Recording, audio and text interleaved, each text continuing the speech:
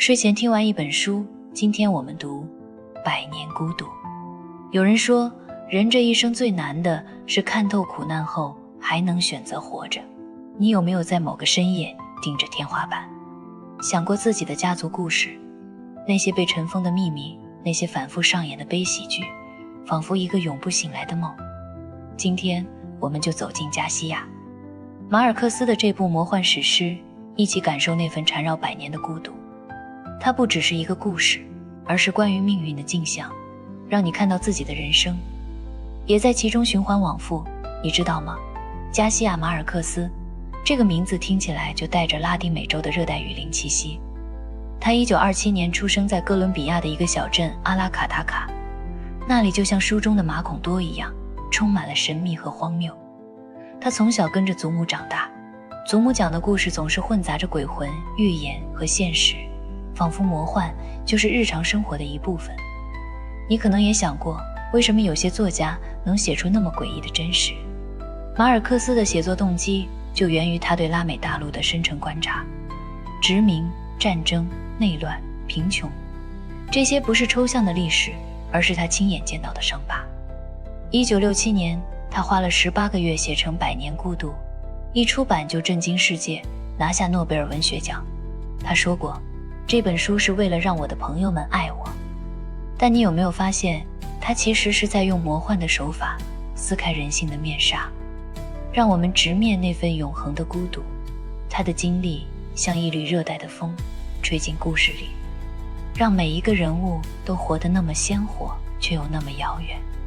好了，现在让我们慢慢走进这个故事吧。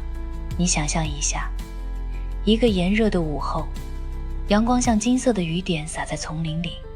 故事从一个叫霍塞·阿尔卡蒂奥·布恩迪亚的男人开始。他是个梦想家，总想着发明些什么来改变世界。你有没有遇见过这样的人？他们眼睛里闪烁着疯狂的光芒，却又那么迷人。他和妻子乌尔苏拉带着一群冒险者，在哥伦比亚的沼泽和山脉中跋涉，终于建立了一个小镇马孔多。那时候马孔多就像一个纯净的梦境，没有坟墓，没有时间，甚至没有名字。居民们过着与世隔绝的生活，日子像平静的河流缓缓流淌。但命运总爱开玩笑，不是吗？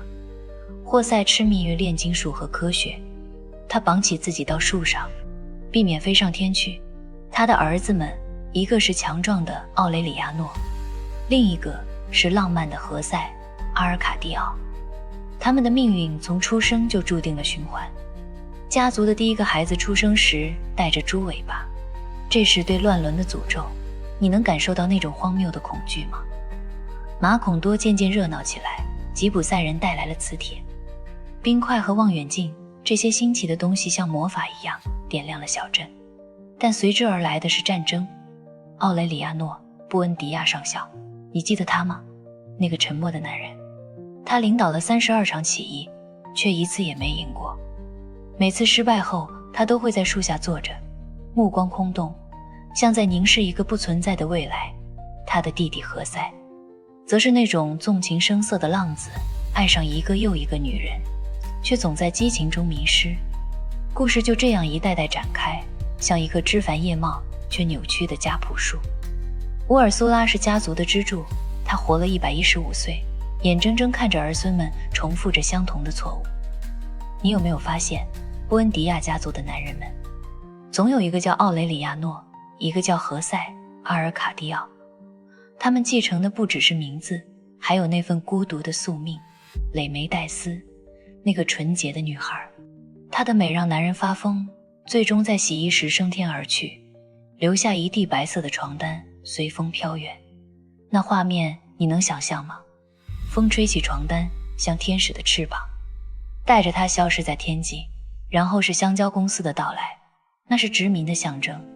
他们带来铁路、工人，却也带来屠杀。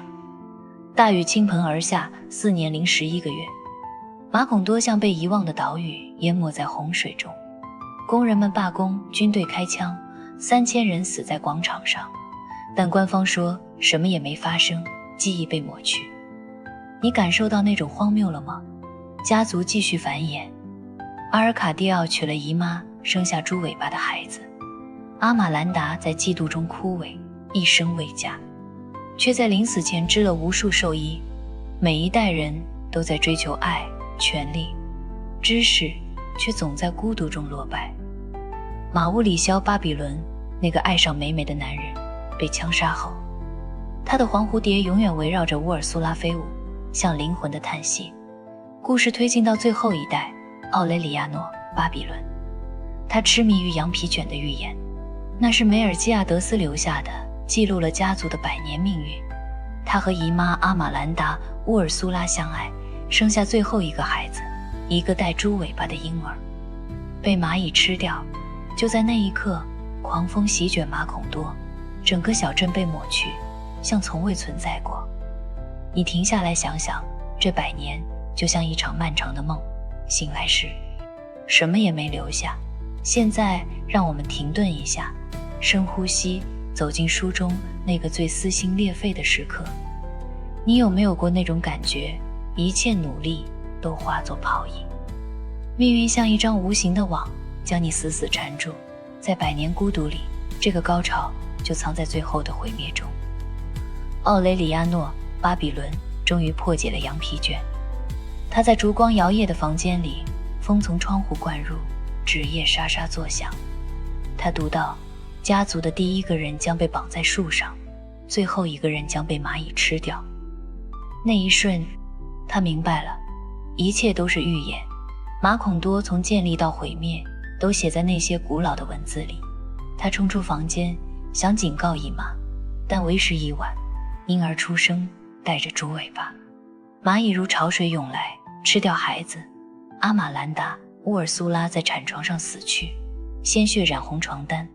奥雷里亚诺站在那里，风越来越大，房屋开始崩塌。